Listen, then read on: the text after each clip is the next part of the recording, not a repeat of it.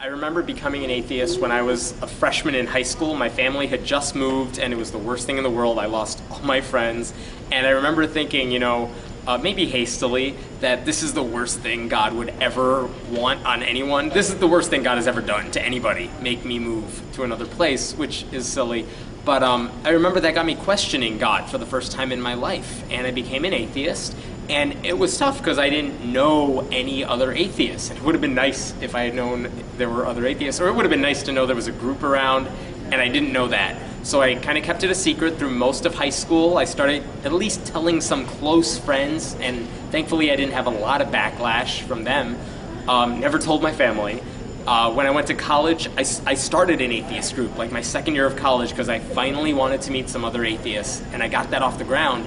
And I remember finally, the first time I was ready to go to an atheist conference, I decided to tell my parents why I was going there, and that's kind of how I came out to them. And, they were upset. They thought they had made a mistake with me. They thought they did something wrong, and I tried assuring them that they didn't do anything wrong.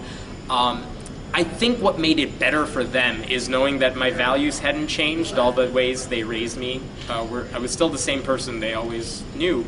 So that helped transition. But, what finally made it easier for me is finally meeting other atheists and knowing that there were other people who went through that same journey I went through to become an atheist. It's not like I was born with it, and it's not like I was convinced immediately. There was a lot of thinking about this stuff.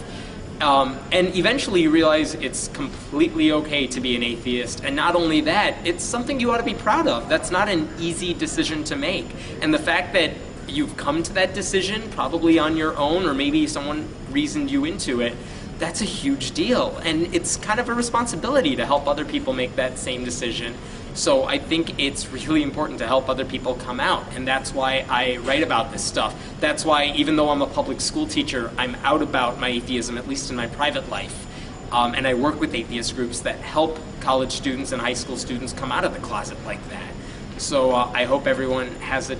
I hope, even though it's difficult a lot of times, and I know people, adults, who still worry about coming out because they fear they might lose their jobs or alienate their families, or, they married someone when they were religious and now they're atheists. I mean, there are people that go through a lot of tough times, but there are communities out there for you. There are people going through the same things, but it's okay to be an atheist, and it's okay to say so. I remember when I finally came to that decision that after reading a lot of stuff, I didn't believe in God anymore. I remember, I'd prayed to God every single night. I said my prayers before I went to bed.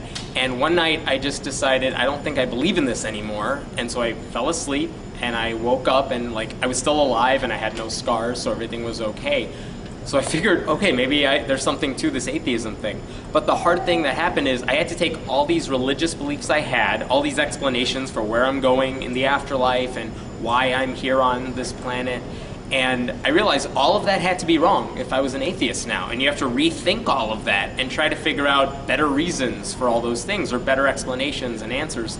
And the more you start to read about this stuff and you talk to people who know what they're talking about, there really are some good explanations that are equally as beautiful and far more compelling than anything my religion provided. And you know what? There are some answers we just don't have. But I thought it was much more honest when I heard people say, where are you going to go when you die? Well, we don't really know where you're going when you die. You go to the ground. Or where were you before you were born? Where did the earth come from? We don't have the answers to everything. That just seems so much more honest. And, when there were answers to things like why are there stars in the sky, and you learn about how that works, it's amazing, and it's beautiful, and it's just far more fascinating than anything my religion provided me with.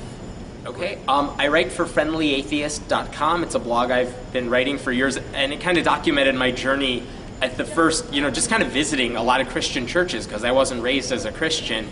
But now I end up writing about anything and everything related to atheism. I know my favorite stories are the ones about high school students and college students who are just doing amazing things with their student groups. But if there's something going on in the world of atheism, hopefully you'll see it on the site. Just remember, if you're an atheist, it's okay to come out, and we are atheism.